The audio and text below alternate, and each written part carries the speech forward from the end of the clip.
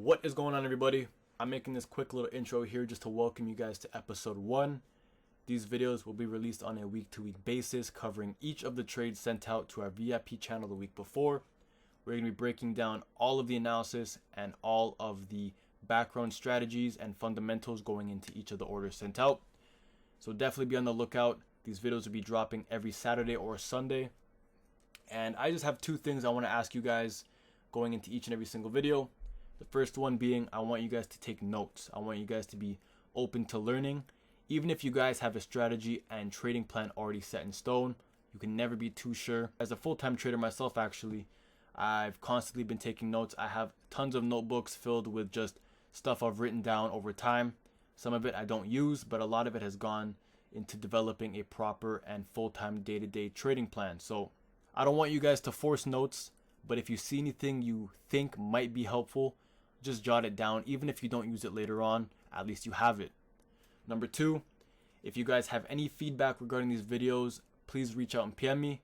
Your guys' feedback is extremely important to developing these videos. I want to make them as helpful as possible because at the end of the day, these videos are not for me, they are for you guys. With all of that said and done, let's jump right into the breakdowns. Jumping into this CAD CHF trade really quickly, we want to start off by pointing out the key zones, the key highest and lowest points inside this little chart.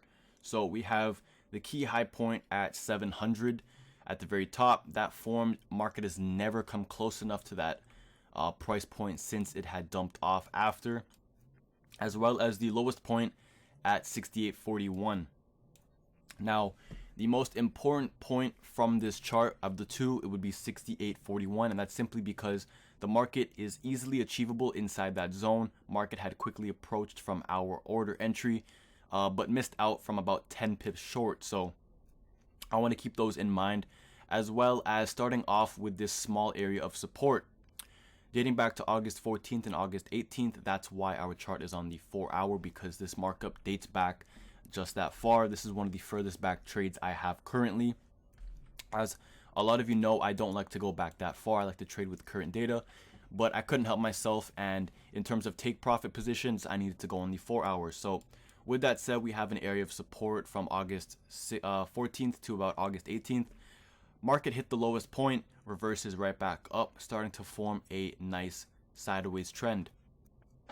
Along this sideways trend, I'm actually going to drag this red rectangle outside because this does start to form the area of resistance, starting up our actual eventual entry. So we have nice touches to the resistance, very clean touches, very exact touches as well. Market eventually breaks through, but when it broke through, I want to point out this nice little red candle we have here, this nice little bearish candle. Now, the reason I'm pointing that one specifically out is because if you go on the 4-hour, we can see that this is an area of confusion. The market is trying to reject the currency price below. Clearly cannot, because the nice support area inside this red rectangle is holding up. This red rectangle is our key sell zone, and the areas of rejection, the areas of confusion are helping validate my entry price. As you can see, it does do this quite a bit as the market approaches that particular key price point. So with that said, we're going to go back to the 4-hour and continue on this markup. I just want you guys to keep that in mind, that these 4-hour candles, this area of rejection, is helping validate my entry further. The price eventually broke above, and that's simply because the market wanted to test its higher highs. It wanted to test the momentum. Market starts to form the M top formation. With that second M top forming after the secondary rejection along the lower M's, when the price peaked at the top, it peaked at 700. Market immediately was rejected below. And again, that's simply because the market did not have any momentum. It didn't have enough orders to push higher. Market rejected once again below. And as it approached that red area sell zone, again, you can see there's more confusion. There's a lot more market rejection. It wants to play in the higher highs. Simply cannot. Forms up a secondary resistance zone before dumping once again below.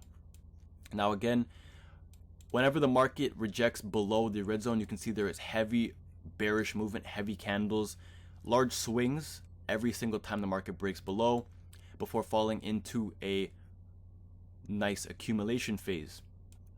This consolidation and accumulation phase, to me, tells me the market is trying to grab orders. It is trying to gather enough buys to make another run once again for the 700 zone. Price did not eventually do that. Price spikes lower once again just outside of the accumulation box. This forms our secondary and third support zones. Now, the reason these zones are important is, one, it gives me a target take profit once I look for a sell in that red zone, and two, it shows me how low the market eventually will push. As you can see, I have two zones marked up. I have the 68.59 zone and as well as the 68.70 zone. These are going to be my take profits 2 and 3, hopefully. As you can see, I did place the take profit outside that zones, but I'll get to that in a moment. But at that given moment, those had been my target take profits, just about 70-80 pips. Off of these little support areas, once again, the market takes off, retraces once more, and you can see this, the key retracement is just inside this accumulation box, and that gives me a target take profit 2, take profit 2 or 1. At the time, it had looked like a take profit 1. Again, I'll get to that in a moment, but each of these key areas I'm keeping in mind because I like to give myself target points. I like to give myself target areas when I am looking for a particular order. So if in this case I had been looking for a buy order, a target take profit would have been the red zone I have marked up, and that's simply because it's not only an achievable zone, but the market has targeted that price point time and time again, and that's where I want to give myself a little idea, a rough example of where I want the market to go. So again, keeping in mind, I like to keep the key areas marked up, and that's why I have rectangles and horizontal rays placed all over the charts. So again, if that's not something you do at the moment, definitely implement that into your trading strategies if you need a little bit help with take profit and stop loss settings. But carrying on, after the retracement, the market had a heavy bullish push once again to the secondary resistance zone, which is inside of that red box. Now, when the market approached this zone, it had tested the highs time and time again. That's why I have my horizontal ray placed where it exactly it is. But at the time that hadn't been triggered, but if you look at the lineup of the chart, it definitely lines up with the secondary highs the market pushed. Once the market had approached that secondary high and I had seen the orders accumulating, I had made my move to execute the sell trade, which did fall into a consolidation zone just before market close. And for those of you that did hold the trade, you do know that we held it over the weekend. We swung it over, and when the market opened back up, as you can see from that bullish candle, the market did gap. I want to just get my arrow real quick. Oh, no. As you can see, the market did gap. It opened just below where the market had originally closed, which means that the market had to correct itself. So market came up, filled in the gap, this gap being right here where the market closed, filled in the gap, rejected once more. It entered the gray box just a little bit. Market immediately sold off, which is what I mentioned earlier. Whenever we have the market break through the red zones, there is a huge push from the bearish candles, huge swings. So that took effect. A little bit of rejection, a little retest. Market rejected once again, but before it rejected, market pushed higher, higher, higher, lining up with that 69.49 zone, which definitely lines up with our previous secondary high pushes. Market rejected again below, entering into profit. Second accumulation phase where the market needs to grab a little bit more orders, fake out the buyers. People thinking the market's going to go up once again and break through that temporary and secondary resistance zone. Market does not have enough momentum to push higher. Breaks a little bit below once again, hitting our 70 pip take profit. Now, our take profit was set at 80 pips, but what I mean from the 70 pips is that the market perfectly lined up at 68.59 with the lowest low, the secondary support it achieved earlier. So again, if I had kept in mind and if I had originally marked up this horizontal ray before, I could have definitely taken profit once the market approached that zone, but at the time I had not placed that. That's why I had my take profit set at 80 pips, which was just inside that little accumulation phase, that little high traffic zone I had mentioned earlier. We did miss out on about 5 pips. I closed the trade at about 65 to 70 pips. I don't have the exact numbers with me, but again, if I had kept in mind that this was the secondary lowest support zone that we had marked up previously, we would have definitely closed and smashed our take profits beforehand. But again, not all trades are going to be perfect. But you can see that this zone is very important because the market rejected just after this zone was achieved. Immediate rejection to the bulls, to test that red box sell zone again. So with that little recap here, I don't plan on trading CAD CHF as often. I'm finding that there's a little bit too much consolidation inside these charts, a little bit too much of just straight nothing going on with the charts. But again, this was a beautiful trade. It did pay out almost in full. It was definitely worth the swing. But again, I like to have big swing moves. I don't like to have huge swing trades. Big swing moves, not huge swing trades. So with that said, that wraps up the sell order on CAD CHF. We're going to jump right into the gold trades. Jumping into these gold trades really quickly, you guys know that gold is my main pair. At this point, I do count gold as my full-time pair, and that's simply because I had taken the time after, mastering and adapting to the currency markets. I wanted to move on to something bigger and better, and what better pair to trade than gold? So with that said, we are going to be breaking down my 3 orders that we had for this week, 2 of which were very profitable, one of which, as you can see on the bottom here, it was a quick in and out trade. This is the 1 hour chart. We were in for no more than 3 hours at most before the trade decided to reverse on us, which actually did help us with our next 2 orders. So quickly starting off with this short gold sell, the quick 2 to 3 hour trade at most. It was qualified based off of this market rejection.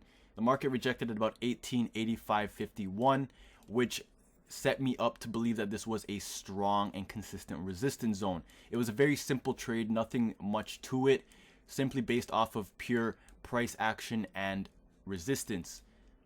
Now, I should have noticed that there was no rejection or high traffic area off of this breakthrough. It was a clean 3 push break, 1 push below, 2nd push above, and a 3rd push right back below.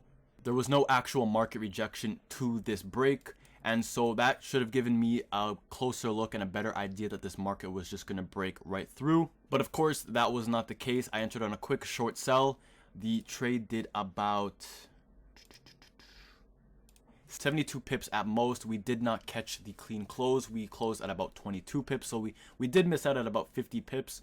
But again, this very quick short sell had set us up for the next 2 orders. So jumping right into those 2 orders, I want to start off with this nice little snipe we had here.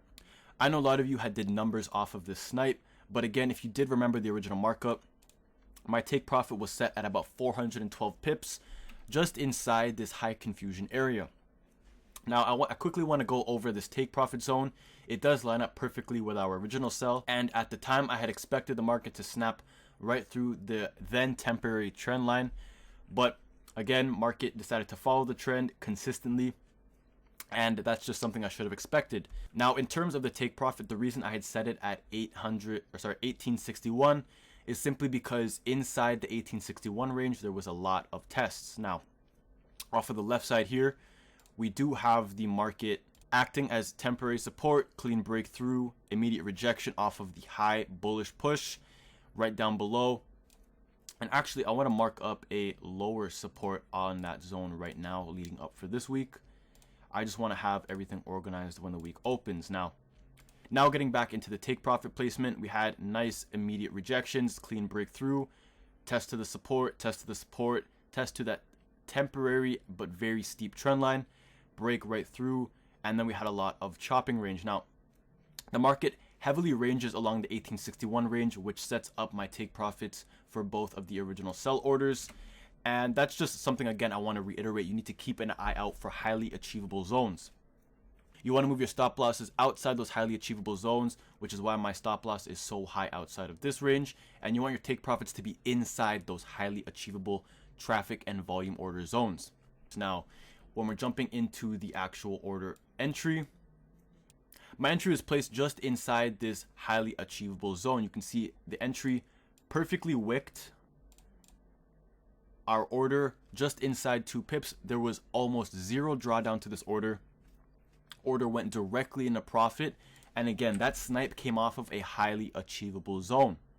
Leading up to our actual entry, the market pushed higher into a area of temporary resistance before reversing back under. And the reason I set my zone, I'd set my entry inside that zone and outside of the original zone is again because I had expected the market to test the volatility up into the higher 1900s.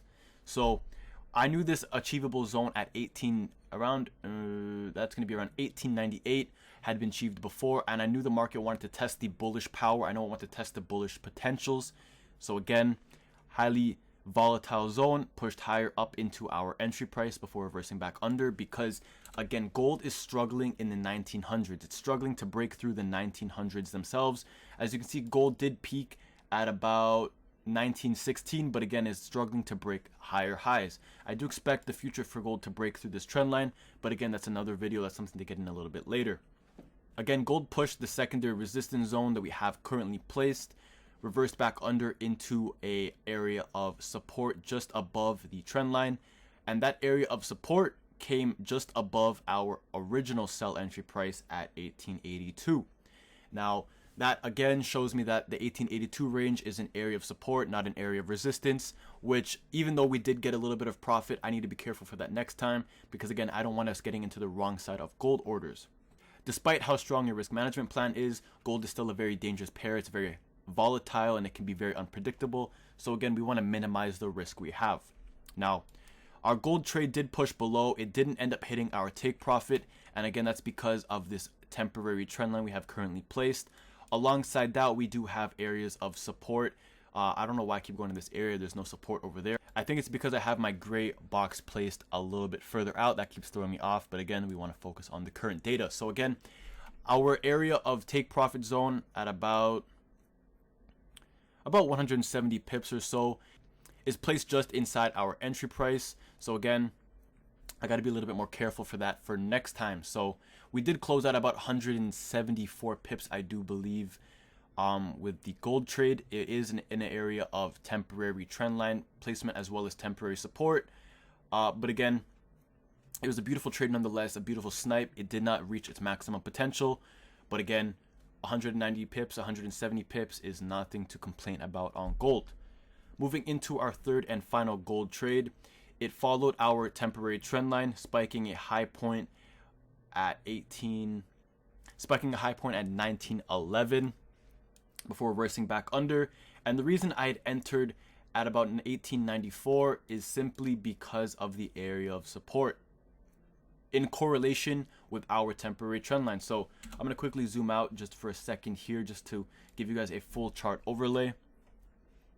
Now, I want to quickly point out that my stop loss was much higher on this gold trade at about 100 pips, and that's simply because I wanted to play outside of the areas of support and resistance. These two gray boxes here are very important zones. They do signify previous lows as well as previous areas of resistance, followed by a temporary support zone. So 100 pips on gold, that is technically a wider stop loss than usual. I wanted to give gold that breathing room it needs to be able to play out in full. Our entry price is at about 1894, and 1894 coincides with areas of traffic and confusion. Inside this gold area we have here, a lot of market confusion and a lot of traffic just under our original order's entry price. But if we do look back a little bit further, we do have a lot of consolidation, a lot of pure nothingness. Even though the market was spiking high and low, market actually did nothing when the candles came down to close. So again, this entry price did come off of a lot of confusion areas, a lot of traffic areas, but nonetheless the price did respect the trend line after my market entry. And the way I could have played this order a little bit safer to minimize that drawdown potential was waiting for the market to actually test our trend line. As you can see, we did enter off of this bullish candle, but again, that bullish candle did close a little bit smaller than we had expected before we had a full drawdown candle, about 10 to 15 pips in drawdown. Now, our trend line did get respected perfectly. As you can see, the touches to the trend line were beautiful. No actual spikes below the trend line itself. And so if I had waited a little bit later and been a little bit more patient, we could have got a better sniper entry just down at the trend line itself. But nonetheless, again, trade paid out beautifully. And I want to point out that the reason I have my take profit at about 1923 is because if we look over here, the 1923 range is just a little bit above the previous highs. Now, those previous highs, I did expect gold to break out above. Gold clearly did not break out above those highs. It did spike perfectly with a previous secondary and third high of 1917, but nonetheless, trade paid out beautifully. We did close the trade at about 100. I do believe it was 215 pips. Let me just check here. Yeah, no. Sorry about that. It was about 194 pips. So our previous gold trade did about 149 pips. Gold trade did about 194 on the secondary buy. I confused it with the NAS 100 trades that we're about to get into, but nonetheless, gold trade paid out beautifully. It did peak at 194 before reversing immediately, so I am looking for a second buy position. I want to get it just after the London session upon market open. But just after that trade, I do overall expect gold to dump off below the trend line because once again, gold is struggling to stay above the 1910 range. But that's something to look forward to tomorrow, which is going to be Sunday market open. But this is going to wrap up my gold trades for this past week. We are definitely going to be trading gold a lot more in the coming weeks, but right now we are going to jump into the index NAS 100 trades.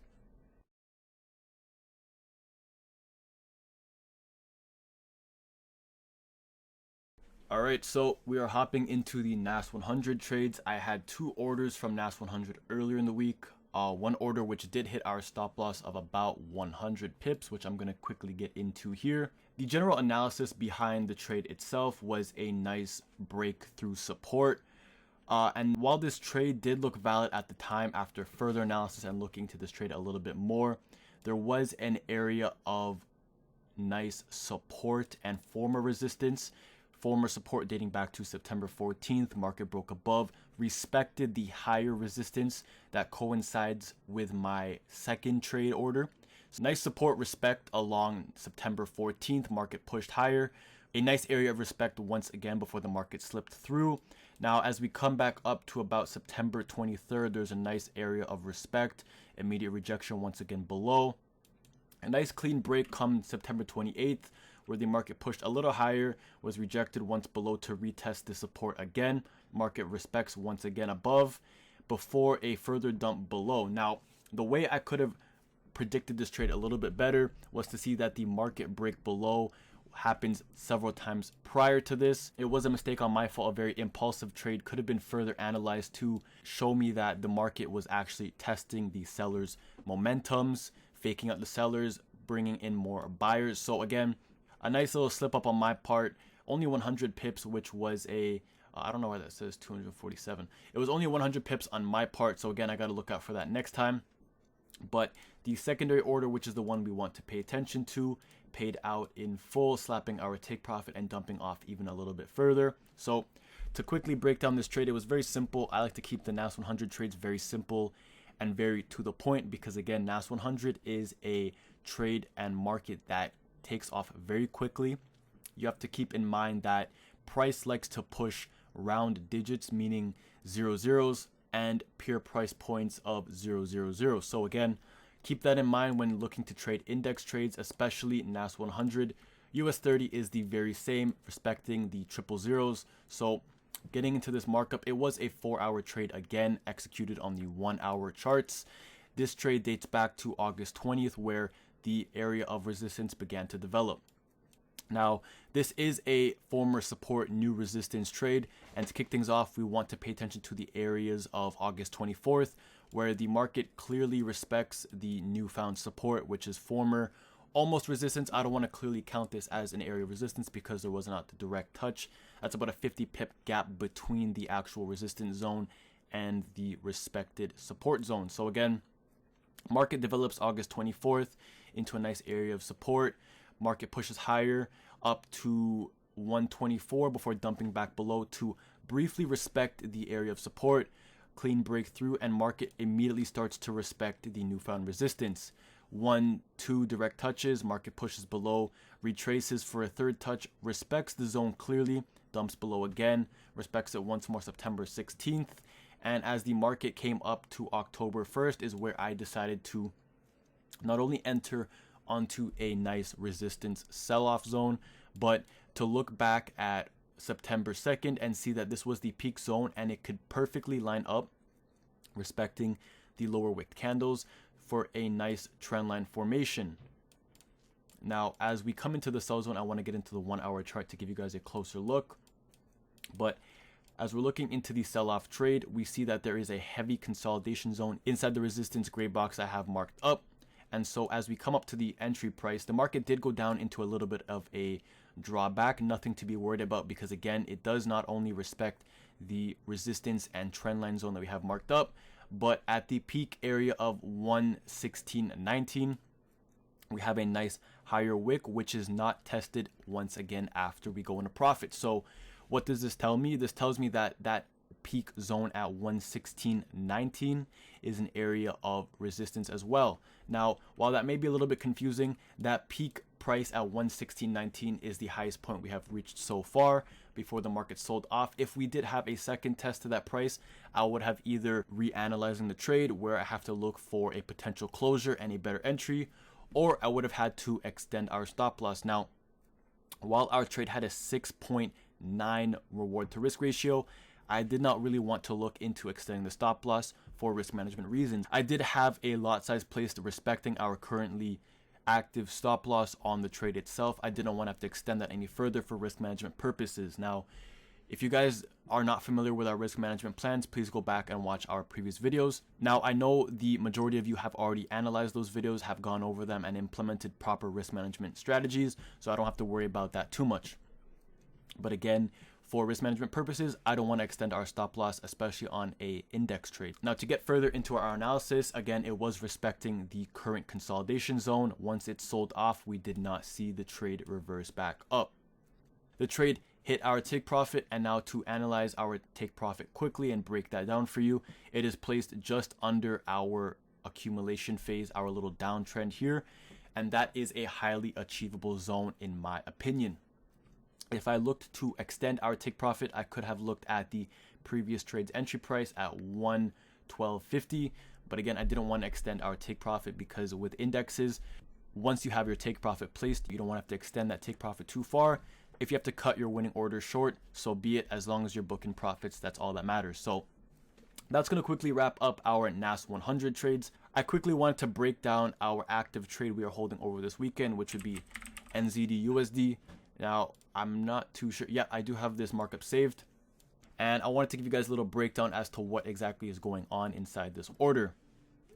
So the trade is currently consolidating sideways. We do have a lot of bullish and bearish rejections. The reason I took this trade is quickly based off of current support and resistance areas. A nice area of resistance below, as you can see on the left hand side, we have a lot of market rejection below. So the market is trying to break below that point, could not maintain the position below, reverses back above, breaks below a little bit through.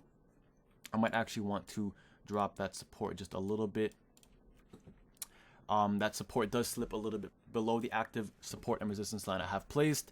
Immediate rejection above. Market approaches the zone once more towards September 21st. Heavy consolidation above the zone. Price tries to break through the first time. Does not have enough momentum to maintain a position below her. Rejects immediately above, spiking our current zone higher high at 66.87. Price slips below once more after gathering enough sell-off orders. Breaks below to our lowest point of 65.11. Price rejects right back above, breaking the temporary resistance at 66.14 and peaking at the resistance of 66.50, which is where we entered our price into. So the reason we are holding this trade is because we are sitting above a temporary support zone that was easily broken 2 times before. I want to see if this price can push any lower below that 66.20 zone, but the trade is a risk-free order because our stop loss is breaking even, covering all the minimal charges and fees that we have racked up while holding this trade. But that's going to quickly wrap up this first episode in our weekly recap series. I hope you guys enjoyed the video. I hope this gave you guys a further look into my actual trading plan. Again, these videos are going to be uploaded on a week-to-week basis, whether it be Saturday or Sunday, depending on the schedule leading up to the release. But Sunday will be the latest these videos ever come out. So again, please PM me if you guys have any suggestions regarding feedback. If you want to see anything specific in the next videos, if you want me to go a little bit more in depth regarding certain strategies, I'll be sure to reply to your messages and incorporate those as I see fit for the future videos. But once again, I hope you guys enjoyed the videos. If you have any questions, please again as well DM me or Carlos will get back to you as soon as possible. But that's going to wrap things up. I don't want to make this video too long. Hope you guys enjoyed the video. Take care.